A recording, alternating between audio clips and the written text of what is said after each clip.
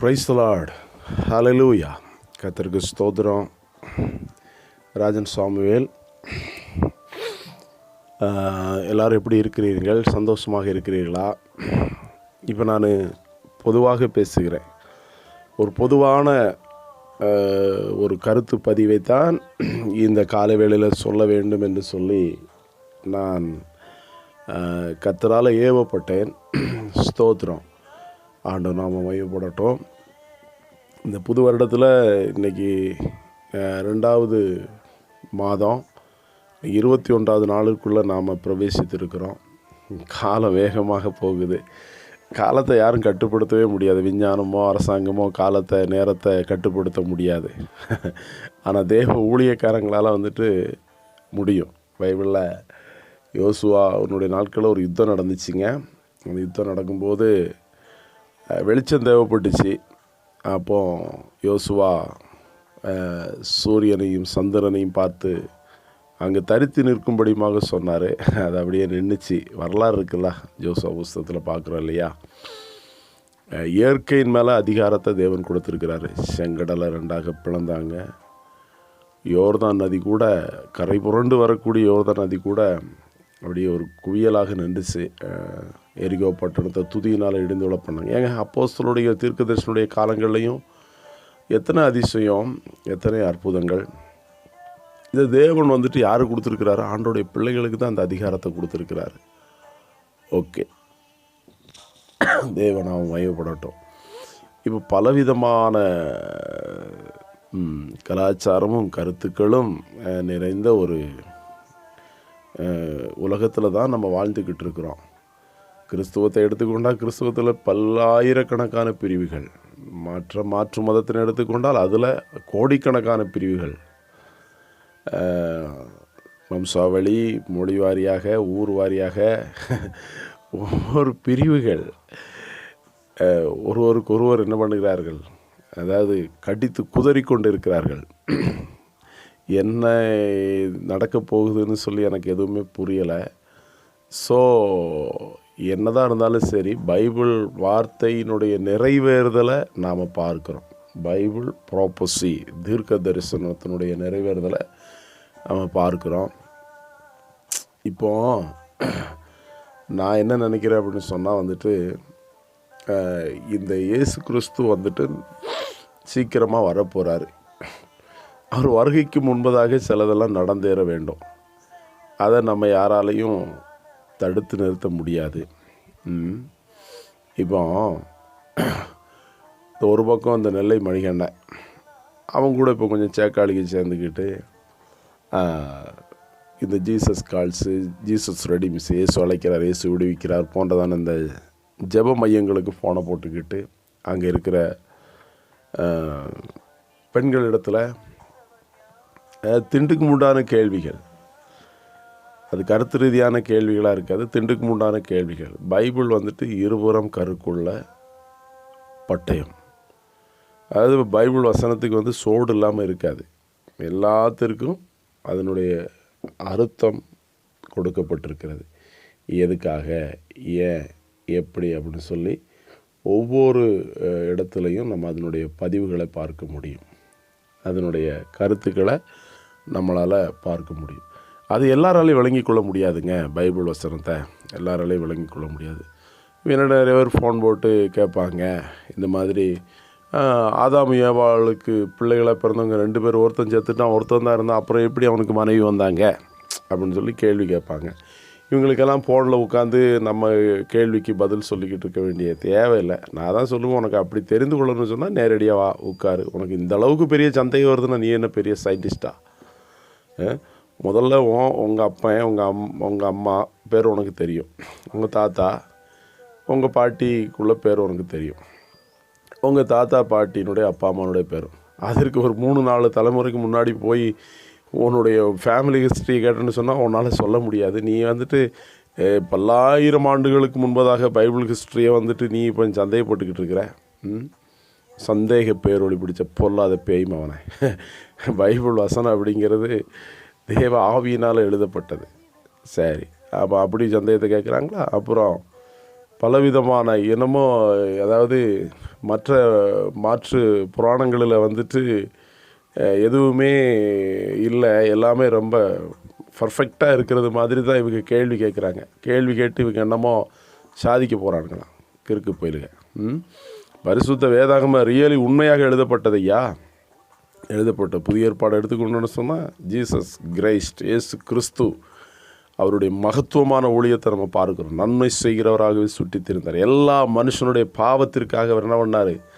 சிலுவை மரணத்தில் அவர் மரித்தடக்கம் பண்ணப்பட்டு 3ஆவது நாள் உயிர் திறந்தார். இதை விட உனக்கு என்ன பெரிய தெளிவு வேண்டியது இருக்குதுங்கிறேன். சோத்திரம். 3ஆவது நாள் உயிர் திறந்தார் அப்படிங்கிறது வேதம் சொல்லும்போது நீ என்ன பெரிய கேள்வி கேட்டுக்கிட்டு இருக்கிற? சரிங்களா? கர்த்தருக்கு ஸ்தோத்திரம். அதனால் நான் என்ன சொல்ல வரேன் அப்படின்னு சொன்னால், இப்போ கேள்விகள் கேட்குறாங்க. இயேசு கிறிஸ்து உன்னுடைய வருகையில் வந்துட்டு இந்த பூமியில் என்னென்னலாம் நடக்கும், என்ன வாரியெல்லாம் நடக்கும் அப்படின்னு சொல்லி வேதம் மிக தெளிவாக சொல்லுகிறது. 4 சுவிசேஷ புத்தகங்களை சொல்லி அந்த இயேசு கிறிஸ்து நம்முடைய ஊழியத்தை அப்போஸ்தலர்கள் தீர்க்கதரிசியுடைய கரங்களில் ஹேண்ட் ஓவர் பண்ணும்போது, அவங்க கரத்தில் அதை ஒப்பு கொடுக்கும்போது, அவங்களும் அப்போஸ்தலருடைய ஊழிய காலங்களில் பவுல் அப்போஸ்தலன், பேதுரு போன்றவர்களுக்கு ஆண்டவர் பிரத்யட்சமாக அவர் வெளிப்படுவதையும் அவர் கர்த்தருக்கு ஸ்தோத்திரம் ஆவியால் நடத்தப்பட்டதையும் குறித்து அவங்க மிக தெளிவாக காலங்களை குறித்து நல்லா திட்டமிட்டு எழுதியிருக்கிறார்கள். கர்த்தருக்கு மகிமை உண்டாகட்டும். அதில் அழகாக பேதுரு நிருபத்தில் வந்துட்டு 2 பேதுரு 3ஆவது அதிகாரத்தில் கடைசி நாட்களில் பரியாசக்காரர்கள் எழும்புவார்கள் அப்படின்னு சொல்லப்பட்டு, பரியாசம் அப்படின்னா பைபிளை பரியாசம் பண்ணுறது, கர்த்தருடைய ஊழியத்தை செய்கிறவங்களை பரியாசம் பண்ணுறது, அப்படி ஒவ்வொரு சூழ்நிலைகளில் வந்துட்டு பரியாசம் பண்ணக்கூடியதான ஒரு கூட்டம் எலும்பு இருக்குது. சங்கீதத்துலேயும் உங்களை பார்க்கலாம். பரியாசக்காரர், பாவி, துன்மார்க்கன், இப்படி உள்ளவங்களை விட்டு துப்புரா விலகு அப்படின்னு தான் ஆண்டு சொல்லியிருக்காரு. அப்போ பரியாசக்காரர்கள் எழும்பி வேதத்தை குற்றம் சாட்டி ஊழியம் செய்கிறவர்களை குறை சொல்லி கொண்டு அலைவதற்கு இன்றைக்கி நிறைய பேர் எழும்பியிருக்கிறாங்க. அதனால் வந்துட்டு ஒன்றை மாதிரி உள்ளவங்களும் ஆண்டவர் சந்திப்பார். நாங்கள் ஜோம் பண்ணி கொண்டிருக்கிறோம். ஒருத்தன் கேட்குறான், 44 இராணுவ அதிகாரிகள் கொல்லப்படும் போது இயேசு கிறிஸ்து எங்கே போயிருந்தார் அப்படின்னு சொல்லி. இதெல்லாம் நடக்க வேண்டியவைகளை, சம்பவிக்க வேண்டியவைகளை, ஜனத்துக்கு விரோதமாக ஜனம், ராஜ்யத்துக்கு விரோதமாக ராஜ்யம், பஞ்சம், கொள்ளை நோய், பூமி எதிர்ச்சி, இவைகளெல்லாம் இவைகள் உண்டாகும்னு தான் ஆண்டவர் சொல்லியிருக்கிறார். அதனால் வந்துட்டு இதெல்லாம் முழுவதுமாக அழியாமல் இருக்கிறதற்கு ஆண்டவருடைய பிள்ளைகளுடைய ஜபத்தினால தான் வந்துட்டு இந்த பூமியை நிலை கொண்டு இருக்கிறது என்பதை நீங்கள் விளங்கிக் கொள்ள வேண்டும். நீ எல்லாம் இன்றைக்கி உயிரோடு உட்காந்துக்கிட்டு பேசிக்கிட்டு இருக்கிறவாறு, போனை போட்டு பரியாசம் பண்ணிக்கிட்டு இருக்கிறவாறு, நீ இருக்கிறது உன் தாய்க்கும் தகப்பனுக்கும் உன் பொண்டாட்டிக்கும் பிள்ளைகளுக்கும் நீ ஒருத்தன் மனுஷனாக இருக்கிறது ஆண்டோடைய கிருபை. ஆண்டவர் எவர்களை முன்குறித்தாரோ அவர்களை அழைச்சிருக்கிறார், எவர்களை அழைச்சாரோ அவர்களை நீதிமானாக மாற்றிருக்கிறார், எவர்களை நீதிமானாக மாற்றினாரோ அவங்கள மகிமைப்படுத்தி இருக்கிறார். தெரிந்து கொள்ளப்பட்டவங்களுக்கு மட்டும்தான் பரலோகம். எல்லாரையும் ஆண்டவர் என்ன பண்ணுறார்? நேசிக்கிறார். அதாவது எல்லாரும் ரட்சிக்கப்படவும் சத்தியத்தை அறிகிற அறிவை அடையும் ஒரு சித்தம் கொண்டு இருக்கிறாரு. அந்த சித்தத்தை நீ அறிந்து கொண்டு இயேசுவை ஏற்றுக்கொண்டோன்னு சொன்னால் நீ சமாதானமாக இருந்துட்டு போகிற. அப்புறம் ஒருத்தன் கேட்குறான், என்ன சமாதானம்னு சொல்லி போட்டிருக்கேன், சமாதானம் இயேசு கொடுப்பாரா அப்படின்னு சொல்லி. இயேசுவை சொல்கிறார், என்னுடைய சமாதானத்தை நான் உங்களுக்கு வைத்து போகிறேன். உலகம் கொடுக்குற சமாதானம் இல்லை. உலகம் கொடுக்குற சமாதானடா பேய் பிசாசு. பேய் பிசாசு மூலமாக உனக்கு என்ன சமாதானம் வந்துட போகுதுங்கிற? சிற்றின்பம், உலக சிற்றின்பம், சாராயம், மதுபானம், விபச்சாரம், பாவம், பணம், காசு, நகை, நட்டு, லொட்டு, லொசுக்கு, சினிமா, சீரியலு, ஊடகங்கள் மூலமாக வரக்கூடிய ஆபாசங்கள். இந்த சமாதானத்தை ஆண்டவர் சொன்னார், இந்த சமாதானத்தை விட மேன்மையான சமாதானத்தை உனக்கு நான் தருகிறேன்னு ஆண்டவர் சொல்லியிருக்கிறார். அது தேவைன்னு சொன்னால் நீ இங்கே வந்து இயேசுவை ஏற்றுக்கொண்டு நீ ஞானஸ்நானம் பெற்று நீ சபைக்கு வந்தால் தான் உனக்கு அந்த சமாதானம் கிடைக்கும். நீ ஒரு தெருநாய் மாதிரி உட்காந்துக்கிட்டு எங்கேயாவது உட்காந்துக்கிட்டு ஃபோனை போட்டுக்கிட்டு இப்படி கேள்விகளை கேட்டுக்கிட்டு இருந்ததுன்னு சொன்னால் உனக்கு எங்கிட்டு கூடி சமாதானம் கிடைக்கும்? உனக்கு இருக்கிற சமாதானம் போயிட கேடு கெட்ட போயில. அதனால் வந்துட்டு அந்த மாதிரி பெண்கள்கிட்ட ஃபோனை போட்டு நீ பேசுகிற ஆம்பளை எங்களை மாதிரி ஆள்கிட்ட நீ ஃபோனை போட மாட்டேன். நீ எங்களை மாதிரி ஆளுக்கு ஃபோன் போட மாட்டேன். ஏதோ இந்த பாவமான இந்த பெண்கள் வந்துட்டு அவங்க ஜபத்துக்காக அங்கே இருப்பாங்க, அவங்ககிட்ட ஃபோனை போட்டுட்டு நீ கேள்வி கேட்டுக்கிட்டு இருக்கிற சமாதானம் கேட்குற சமாதானம். அதாவது இங்கே நான் சமாதானத்தை கொடுக்க வரவில்லை, சமாதானத்தை நான் பிரிவினையை உண்டாக்க வந்தேன் அப்படின்னு சொல்கிறார். அது எதுக்காக, எந்த இடத்துல சொல்லப்பட்டுச்சு அப்படிங்கிறது உனக்கு தெரியுமா? மூளை இல்லாத முட்டாளை. பைபிளை பற்றி உனக்கு தெரிந்து கொள்ளணும்னு சொன்னால் எங்களை மாதிரி ஆள்கிட்ட நீ வா. உட்காந்துக்கிட்டு பெரிய வென்று இவர் கேள்வி கேட்குறாரு. இவர் கேட்ட கேள்விக்கு பதில் சொல்லணுன்னா இவர் பெரிய ஆள். சும்மா தரமாக பேசிக்கிட்டு இருக்காதிங்க. சரி, அதாவது பிரிவினை உண்டாகும். எப்படி பிரிவினை உண்டாகும்? ஒரு குடும்பத்தில் 10 பேர் இருக்கிறாங்கன்னு சொன்னால் 10 பேர் இயேசுவை ஏற்றுக்கொண்டாங்கன்னா சந்தோஷம் தான். 10 பேரும் பரலோகம் போயிடலாம். இது 10 பேரில் 4 பேர் ஏற்றுக்கொண்டால் 4 பேரை தான் ஆண்டவர் என்ன பண்ண முடியும்? நித்தியத்துக்கு அனுப்ப முடியும். 4 பேர் ஒன்றை மாதிரி கீழ்ப்படியாத சாராயத்தை குடிச்சிக்கிட்டு, பீடியை குடிச்சிக்கிட்டு, கெட்ட வார்த்தை போட்டுக்கிட்டு, இப்படி சந்தையை போட்டுக்கிட்டு, பரியாசம் பண்ணிக்கிட்டு இருந்தேன்னு சொன்னால் உன்னை எப்படி ஆண்டவர் ஏற்றுக்கொள்ள முடியும்? நீ எப்படி நித்தியத்துக்கு போக முடியும்? வேத புரட்டனாக இருக்கிறைய பைபிள் வசனம் சொல்ல, வேத புரட்டனாக இருக்கிறவனுக்கு 2 தரம் புத்தி சொன்னதுக்கப்புறம் அப்படிப்பட்டவன் விட்டு என்ன பண்ணு? விலகு. இப்போ நம்மாள் இவர் நொல்லை மணி, பைபிள் பெரிய பாகம், இவருக்கு என்ன தெரியும் பைபிளை குறித்து? பைபிளை தொடர்றதுக்கு உனக்கு ஏதாவது அருகதை இருக்காடா? பேய் மவனை, நீயே வாயில் வரதெல்லாம் பொழுது கெட்ட வார்த்தையை போட்டு திட்டிக்கிட்டு கெட்ட வார்த்தை பேசுகிற நீ, உனக்கு கொஞ்சமாக கூறு இருக்குதா? அவன் வாயிலிருந்து வரதெல்லாம் ஆபாசமான வார்த்தை. முதல்ல உன் பொண்டாட்டி நீ ஏமாற்றிக்கிட்டு அலைகிற. என்ன, உனக்கு 2 பிள்ளைங்க இருக்குது, நீ என்கிட்ட கேட்டதுக்கு ஃப்ராடு பண்ணுற. என்ன பண்ணுற? நான் துறவின்னு சொல்கிறேன், திருமணம் முடிக்காத துறவின்னு சொல்லிட்டு என்ன பொய் புத்திராட்டம் பண்ணிக்கிட்டு அலையிறியா? இவர் பைபிள் எடுத்து வச்சுட்டு இவர் பைபிள் என்ன, நீ என்ன பெரிய பைபிள் தியாலஜிக்கல் முடிச்சோனா? முட்டாப்பையில் பைபிளை எடுத்து பேச இருந்தால் தெளிவாக உனக்கு வசனம் தெரிஞ்சால் பேசு. அதில் சும்மா கிறுக்குத்தனம் பேச, நீ பேசுகிறது சரி அப்படின்னு சொல்லி வேதாங்க ஓதுறதுக்கு வந்துட்டு என்ன எல்லாம் மக்கள் ஜனங்களெல்லாம் இழிச்சு வாங்கலாம். ஏதோ கிறுக்கு பிடிச்ச நாய்க்கு 4 பேர் உனக்கு கமெண்ட்ஸ் பண்ணுறாங்க அப்படிங்கிறதுக்காக பரிசுத்த வேதாகமத்தை எடுத்து பேசி இருங்கடி. உங்களுக்கெல்லாம் இருக்குது. அரசன் நண்டு கேட்பான், தெய்வம் நின்று கேட்பார். உனக்கு எல்லாவனுக்கும் இருக்குது. உன்னை ஆண்டவர் இந்த மாதிரி விட்டுருக்கிறார் அப்படின்னு சொன்னால் அதுக்கும் காரணங்கள் இருக்குது. அது காலம் வரும்போது எல்லாரும் தெரிந்து கொள்வார்கள். முழு உலகம் அறிந்து கொள்ளும். பைபிளை எடுத்துக்கிட்டு நீ என்ன பெரிய அதில் குறைய கண்டுபிடிச்சிட்டு, நீ உண்மையாக எழுதப்பட்டிருக்கிறது. நீ ஒழுங்கையாக இருக்கியா? நீ உங்கள் அப்பனுக்கும் உங்கள் ஆத்தாளுக்கு நீ ஒழுங்காக இருக்கியாடா? உன் பொண்டாட்டின்னு சொல்லி ஒருத்தனை எவ்வளோ காதலிச்சு கட்டிட்டு வந்துட்டு 2 பிள்ளைய கொடுத்துட்டு ஏமாற்றிக்கிட்டு ஃப்ராடு பண்ணிக்கிட்டு இருக்கிற நீ உண்மையாக இருக்கிறியா? ஊர்லாப்பட்ட அட்டூழியத்தை பண்ணிக்கிட்டு நீ என்ன பைபிள் எடுத்து பார்த்துக்கிட்டு நீ இங்கே நியாயம் இருக்கிற? முதல்ல ஆண்டவர் சொல்லுகிறார், உன் கண்ணில் இருக்கக்கூடிய உத்தரத்தை தூர மாதிரி அடுத்தவங்க கண்ணில் இருக்க தூசியை பார். நீ என்ன குறை கண்டுபிடிச்சி கிறிஸ்துவத்தை அழிக்கலாம்னு திட்டம் போட்டுக்கலாடா? இந்த எலெக்ஷன் வரும்போது மத கலவரத்தை தூண்டணும்னு சொல்லிட்டு பிளான் பண்ணிக்கிட்டு இருக்கிறீங்க. மத கலவரத்தை தூண்டி இந்துக்காரங்கள் பூரா அவங்க பக்கம் சேர்ந்துருவாங்க அப்படின்னு நினச்சிக்கிட்டு இருக்கிறேன். ஒன்றால் வந்துட்டு ஒரு பாயிண்ட் கூட இந்த எலெக்ஷனில் வந்துட்டு மக்கள் மாற்றத்தை நீ எதிர்பார்க்க முடியாது. மக்கள் வந்துட்டு தெளிவாக இருக்கிறாங்க. இந்த வருஷம் எந்த ஊழலும் நடக்காது. எலெக்ஷன் நல்லபடியாக நடக்கும். நாங்கள் எல்லாம் ஜெபம் பண்ணிக்கிட்டு இருக்கிறோம். ஜெபம் பண்ணுறவங்க வந்துட்டு சாமானியமான ஆளுகள் கிடையாது. எல்லாம் ஜெபிக்கக்கூடியவங்க இருக்கிறாங்க. அதனால் வந்துட்டு நீ திட்டம் போட்டு நீ யார்கிட்டையாவது காசு பணத்தை வாங்கிக்கிட்டு கிறிஸ்தவர்களை வந்துட்டு முழுவதுமாக வந்துட்டு குற்றம் சொல்லிக்கிட்டு குறை பேசிக்கிட்டு வேதத்தை குறை சொல்லிக்கிட்டு அலைஞ்சிருந்தாலும் வந்துட்டு நீ அநீதியின் கூலியை இது பண்ணிக்கிட்டு இருக்கிற. அநீதியின் கூலியை சம்பாத்தம் பண்ணி நீ இப்போ தான் 30 லட்ச ரூபாய்க்கு வீடு கட்டியிருக்கிறியா? கெட்டு, அநியாயமாக வாங்கி கட்டாத, உன் சொந்த உழைப்பில் உழைச்சி கெட்டு. உண்மையாக இது ஒன்று, அதுக்கெல்லாம் நாங்கள் ஒன்றும் எதிர்ப்பு தெரிவிக்கலையே.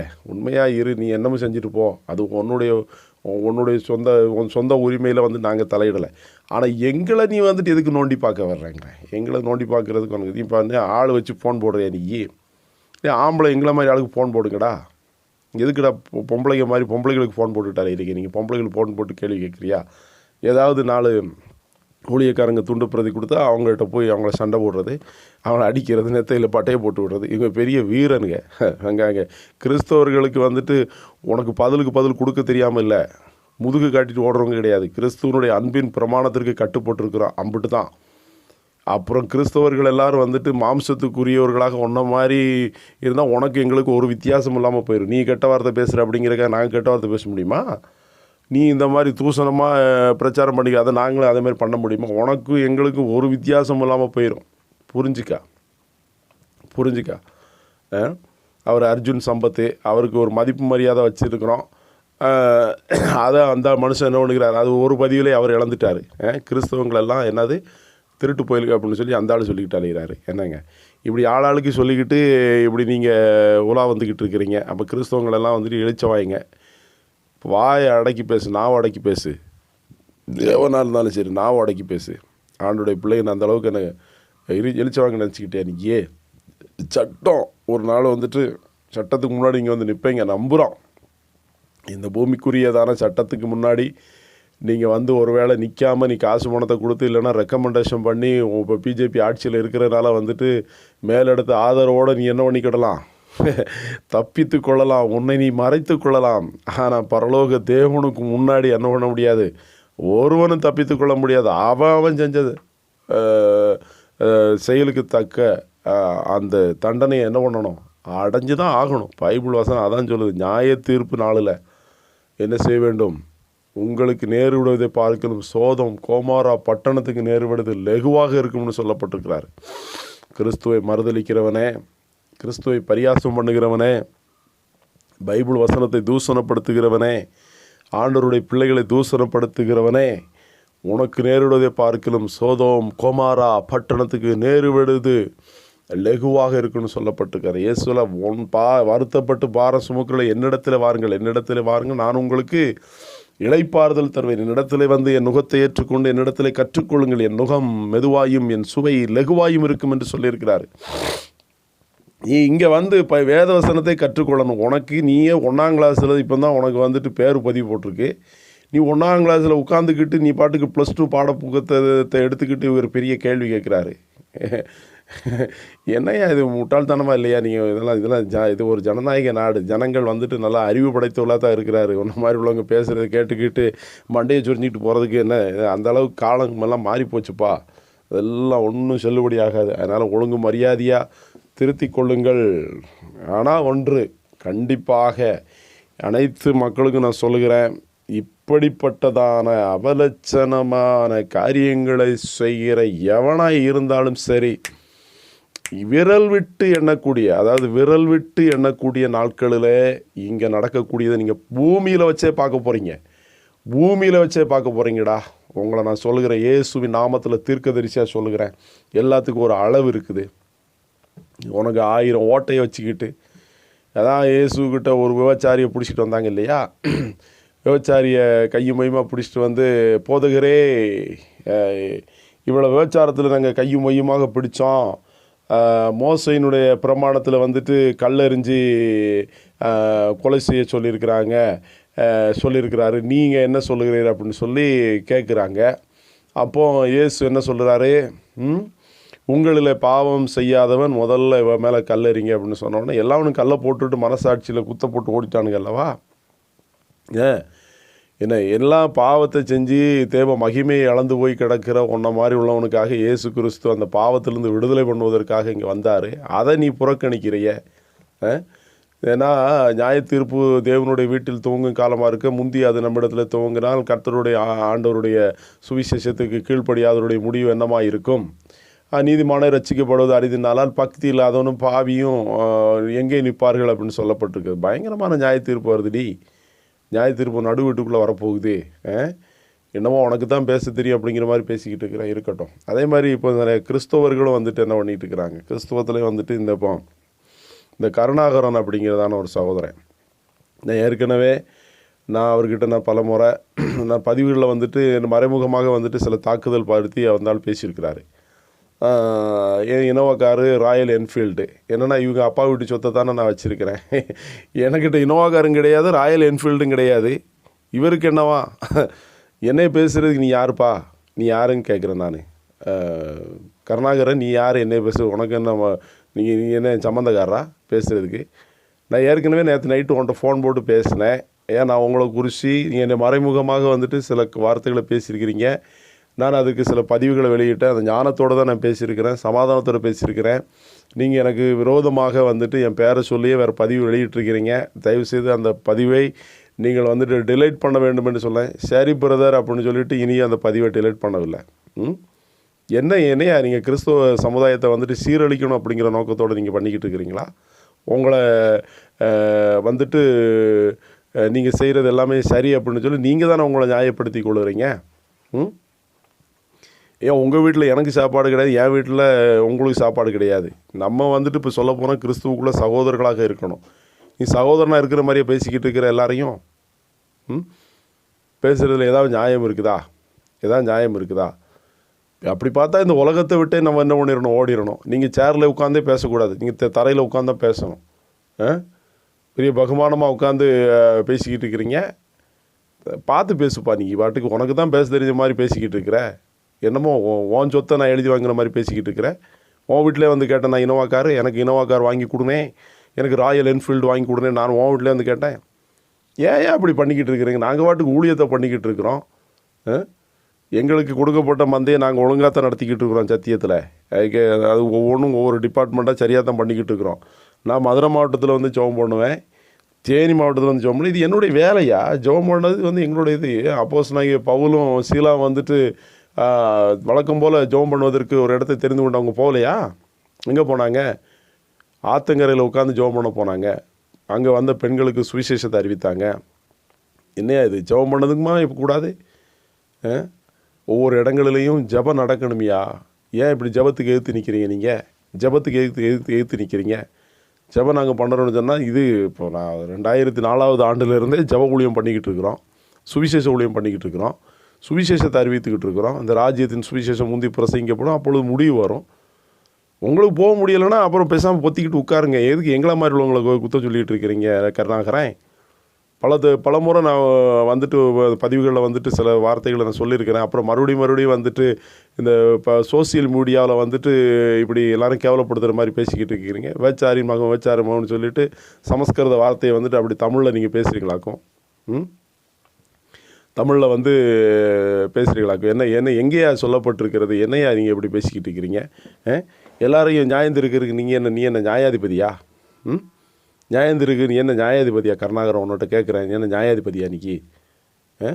எல்லாம் பொண்டாட்டி பிள்ளையில விட்டுட்டு தான் ஊழியத்துக்கு வரணும் அப்படிங்க. என்ன கெட்டின பொண்டாட்டி பிள்ளையில விட்டுட்டு வர சொல்லி ஆண்டு சொல்லியிருக்கிறாரு. எந்த இடத்துல எதுக்காக எப்படி சொல்லப்பட்டுச்சு அப்படிங்கிறது உங்களுக்கு தெரியும் தானே? அவர் பார்த்து பேசுங்க. அப்படின்னா நீங்கள் உங்கள் பொண்டாட்டியை டைவர்ஸ் பண்ணிட்டுலாம் நீங்கள் ஊழியத்துக்கு வந்திருக்கணும். பேசும்போது கொஞ்சம் நிதானித்து பேசுங்க பிரதர். உங்களுக்கு தான் பேச தெரியும் அப்படிங்கிற மாதிரி பேசாதீங்க. நாங்களும் உங்களை விட தாட்டியமாக பேசக்கூடிய ஆளுங்க தான். அதெல்லாம் வேண்டான்னு சொல்லிட்டு கீழே போட்டுட்டு வந்து இன்றைக்கி கர்த்தருடைய பரிசுத்த வேதாகமத்தை எடுத்துகிட்டு நாங்கள் இன்றைக்கி தெருவாக போய் சுவிசேஷம் அறிவித்து ஜெபம் பண்ணிக்கிட்டு ஊழியம் செஞ்சு ஆத்துமாதாயம் பண்ணிக்கிட்டு இருக்கிறோம்.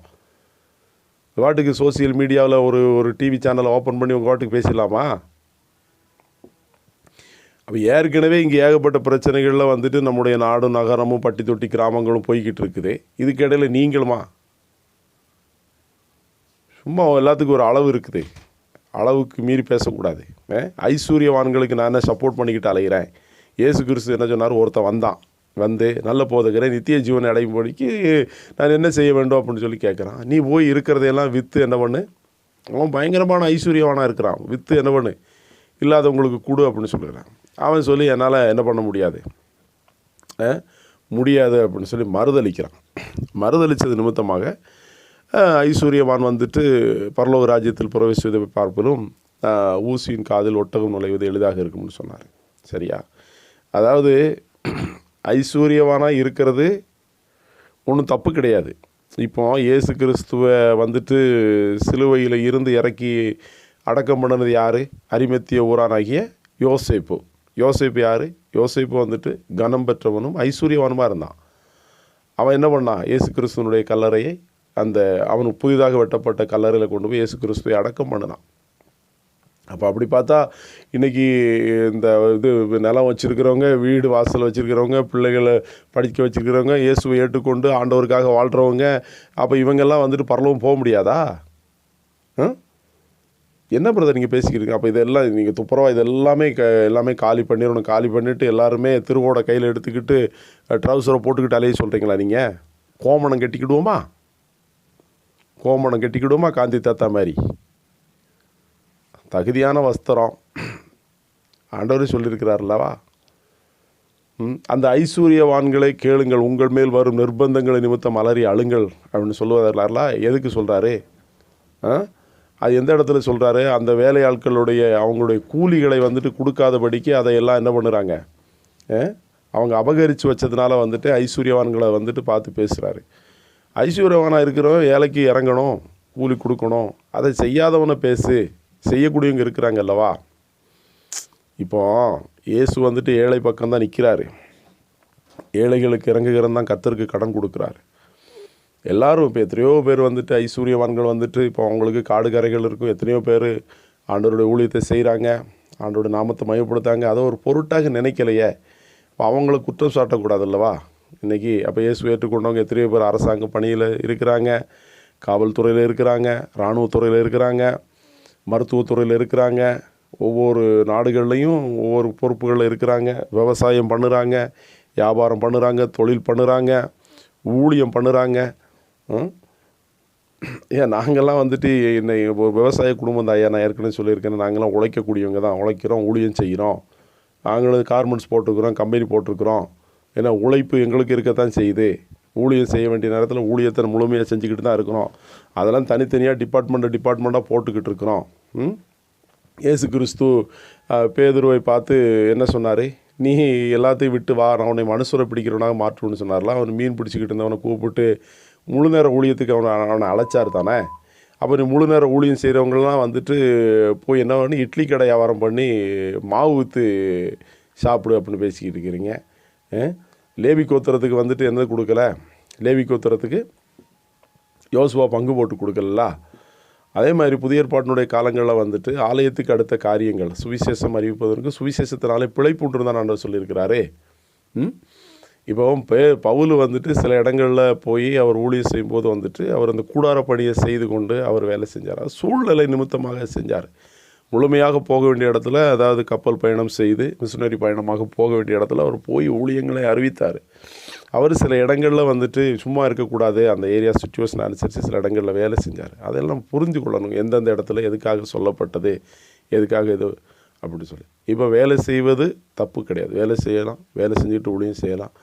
அப்போ முழுவதுமாக எல்லாத்தையும் விட்டுட்டு கர்த்தருடைய ஊழியத்தை செய்யலாம். இப்போ எலியா வந்துட்டு போய் எலிசாவை அழைக்கும்போது அவர் 12வது ஏர் மாடு பூட்டி உழுது கொண்டு இருக்கிறவர் தானே ஷால்வையை போட்டு வான்னு சொன்ன மாத்திரத்தில் அவர் ஏர் மாடுகளையும் அந்த நுகக்கட்டைகளையும் உடைச்சி ஏர் மாடுகளை அறுத்து ஊராருக்கு விருந்து போட்டு தானே ஊழியத்துக்கு வந்தார்.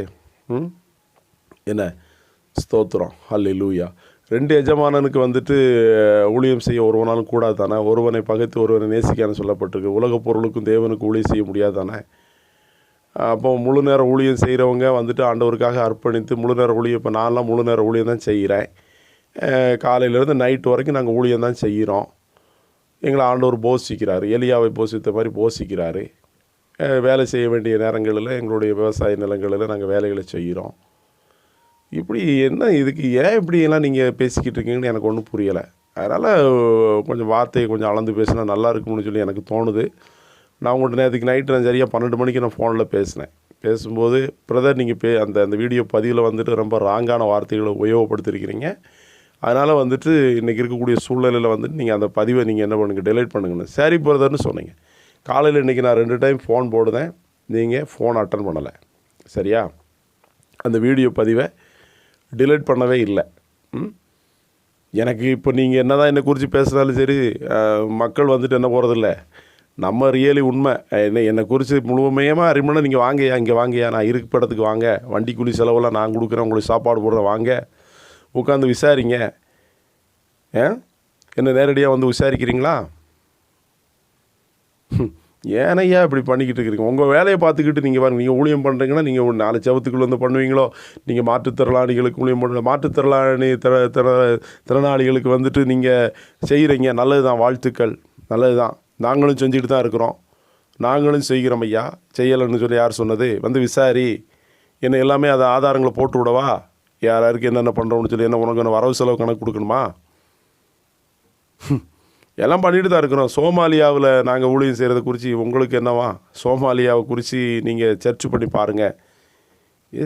நிற்க திராணி இல்லாமல் அப்படியே எலும்பாக இருந்து அப்படி செத்து மடிஞ்சிக்கிட்டு இருக்கிறாங்கய்யா. அந்த மக்களுக்கு எனக்கு ஒரு தாகத்தாண்டவர் கொடுத்தா நான் அதை செய்கிறேன்னா, உங்களுக்கு செய்ய முடியல விட்டுருங்க பிரதர். என்னைய நான் செய்கிறவனை எதுக்கு நீங்கள் தடை பண்ணுறீங்க? அது சோமாலியா நாட்டின் மேலே எனக்கு வந்த ஒரு அக்கறை. அதுக்காக நான் இந்தியாவை வெறுக்கிறேனா, இல்லைனா தமிழ்நாட்டை வெறுக்கிறேனா, இல்லைனா எங்களுடைய கேரளாவை வெறுக்கிறேனா? எதை வெறுக்கிறேன் நான்? காண்கிற சகோதரனிடத்தில் அன்பு கூறாத நீ காணாத தேவனிடத்தில் எப்படி அன்பு கூற முடியும்? எல்லாரையும் நாங்கள் நேசித்துக்கிட்டு தான் இருக்கிறோம். எங்களுக்கு ஒருத்தன் பசியோடு வரான்னு சொன்னால் அவனுக்கு பசியார ஆகாரம் கொடுக்குறோம்ல. ஐயோ, என்னை பற்றி எனக்கு என்ன தெரியும்? நான் இந்த விஷயத்த சொல்லலை. நான் எத்தனையோ நாள் நான் போட்டிருக்க சட்டையை கழட்டி கொடுத்துட்டு நான் பனியனோட வந்த நாட்கள் உண்டுயா.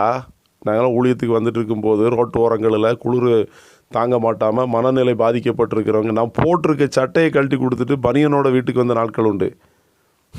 இதெல்லாம் குறித்து நான் இங்கே ஒன்று தப்பட்ட அடிக்கலை, சொல்லுறேன். ராஜன் சாமுவேலை குறித்து உங்களுக்கு என்ன தெரியுங்கிறீங்க? வீடியோவில் நான் பொதுவாக பேசுவேன். என்னுடைய வீடியோ பதிவை கேட்கணும். நான் எல்லாம் பொதுவாக பேசுவேன், எல்லாருக்கும் பொதுவாக பேசுவேன். ஆண்டவராக இயேசு கிறிஸ்து தெய்வம், அவர் வரப்போகிறாரு, அவர் வருகைக்காக எல்லாரும் ஆயத்தப்படும் அப்படிங்கிற நோக்கத்தில் நான் பேசிக்கிட்டு இருப்பேன். என்ன இங்கே வந்துட்டு என்னென்னா, தப்பு பண்ணுறோன்னா பேசு, தப்பு பண்ணுறவங்கள பேசுங்க, என்னவும் பண்ணிட்டு போங்க, எனக்கு அதை பற்றியெல்லாம் ஒன்றும் பிரச்சனை கிடையாது. இதில் வந்துட்டு எல்லாரையும் போட்டு பேசக்கூடாதுல்ல, எல்லாரையும் பேசக்கூடாதுல்ல, தப்பு பண்ணுறவனை மட்டும் பேசு. யார் தப்பு பண்ணானோ அவன் பேரை சொல்லி நீ சொல்லு. நான் இனோவா கார் வாங்கலை, ராயல் என்ஃபீல்டு வாங்கலை, அதுக்கு முன்னாடி பேசிக்கிட்டு இருக்கிறேன். எனக்கு நான் சின்ன வயசில் இருந்தே நான் வந்துட்டு என்னுடைய ஞாபகம் சரின்னு சொன்னால் 1997 இருந்தே நான் வண்டி உபயோகப்படுத்திக்கிட்டு இருக்கிறேன். ரசிக்கப்படக்கு முன்னாடி எனக்கு பூர்வீகமாக எங்களுக்கு வண்டி வாகனங்கள் இருக்குது, எல்லாமே வச்சுருக்குறோம். கார் வச்சுருக்குறோம், ஜீப் வச்சுருக்குறோம், பைக் வச்சுருக்குறோம். ஊழியத்துக்கு வந்தபோது எங்ககிட்ட இருக்குது. இது என்னமோ ஊழியத்துக்கு வந்தபோது நாங்கள் ஊழியத்தில் காசு பணத்தை வாங்குற மாதிரி பேசிக்கிட்டு இருக்கிறீங்க.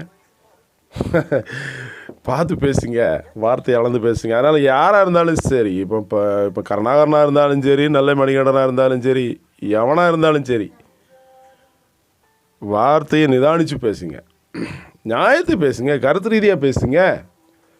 வாங்க உட்காந்து நேரடியாக பேசுவோம். இப்போ உங்களுக்கு அற்புத அடையாளம் செய்யக்கூடிய திராணி இல்லைன்னு நான் சொன்னேன்னா, எங்கே இலவசமாக பெற்றீர்கள், இலவசமாக கொடுங்க, செய்யுங்க. என்ன நொண்டிய என்ன பேசுகிற, தூக்கி விட்டுருவே அப்படின்னு சொல்லி கேட்குறேன். வாயா தூக்கி விடுவோம். மதுரை மாவட்டமா கருணாகரன், நீங்கள் எங்கே மதுரை மாவட்டமா? ஒரு மீட்டிங் அரேஞ்ச்மெண்ட் பண்ணுங்கள், மாற்றுத்திறனாளிகளை அழைத்து வாங்க, சோம் பண்ணுவோம் இயேசு நாமத்தில். எதுக்கு நீங்கள் கிறிஸ்துவை பரீட்சை பார்க்குறீர்கள்?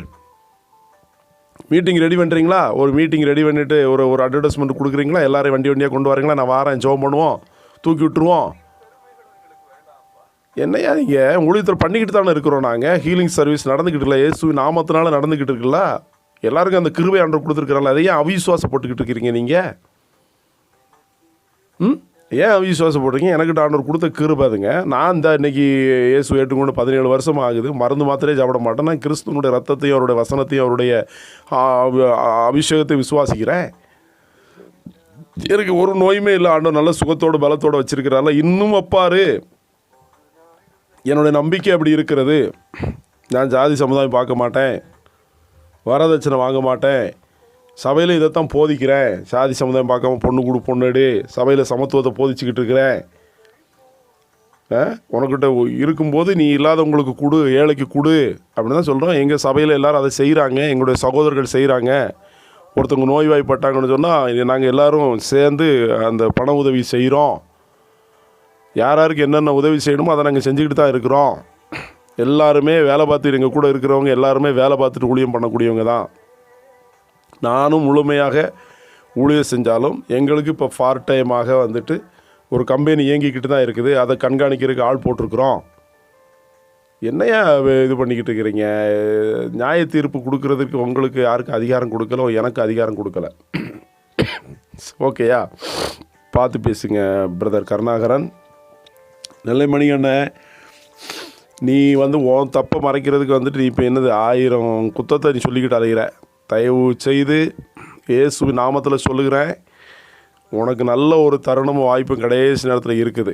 நீ அதை மிஸ்யூஸ் பண்ணிடாத. நீ வந்துட்டு பெண்களை ஆபாசமாக பேசி பல கோணங்களில் வந்துட்டு நீ ஆண்டவருடைய பிள்ளைகளுக்கு விரோதமாக எழுப்பி பரிசுத்த வேதாகமத்தை நீ என்ன பண்ணிக்கிட்டு இருக்கிற, தவறாக பேசிக்கிட்டு இருக்கிற. அதனால் தயவு செய்து அதை நிறுத்திரு. இனியும் நீ நிறுத்தாமல் அதை பின்தொடருவாய் என்று சொன்னால் உன்மேல் வரக்கூடிய ஆக்கினை தீர்ப்பு பயங்கரமாக இருக்கும், பயங்கரமாக இருக்கும், பயங்கரமாக இருக்கும். எல்லாவற்றுக்கும் முடிவு வருது, எல்லாத்துக்கும் முடிவு வருது, எல்லாத்துக்கும் முடிவு வருது. அதனால் ஸ்தோத்திரம், ஆண்டவர் நாம மகிமைப்படட்டும். அதனால் இது ஒரு பொது கருத்தாக தான் நான் சொல்கிறேன். இதில் வந்துட்டு யாரையும் ஒருத்தவங்களை குற்றம் சாட்டி நம்ம இங்கே பெரிய ஆள் மாதிரி காட்டிக்கொள்ளணும் அப்படிங்கிற நோக்கத்தோடு நான் பேசலை. உண்மையை பேசுகிறேன். இதை நீங்கள் ஏற்றுக்கொண்டு நீங்கள் யோசித்து பாருங்கள், நீங்கள் கொஞ்சம் யோசித்து பாருங்கள். அப்புறம் நீங்கள் இந்த அடுத்த பதிவுகளில் வேறு மாதிரி போட்டீங்க அப்படின்னு சொன்னால் நான் வேறு மாதிரி பேசுவேன். நீங்கள் வேறு மாதிரி பதிவு போட நான் போட்டுக்கிட்டே தான் இருப்பேன். நீங்கள் ஒழுங்குபடியாக இருந்துக்கிட்டேன்னு சொன்னால் நான் ஒழுங்குபடியாக இருந்துக்கிடுவேன். என் பாலிசி அது தான், என்னுடைய பாலிசி அப்படி தான். நான் சின்ன வயசுலேருந்து கற்றுக்கொண்டது அப்படி தான். உங்கள் தப்பை நீங்கள் திருத்தி கொண்டுங்கன்னு சொன்னால் நான் உங்களை பேசுறதுக்கு வரமாட்டேன். எல்லாமே தேவையில்லாமல் என்னுடைய பேரை வந்துட்டு இதில் இழுத்தீங்க அப்படின்னு சொன்னால் யாராக இருந்தாலும் சரி நான் விட மாட்டேன். அடுத்த பதிவு நான் போட்டுக்கிட்டு தான் இருப்பேன். கர்த்தருக்கு ஸ்தோத்திரம். அல்லேலூயா, ஆமேன்.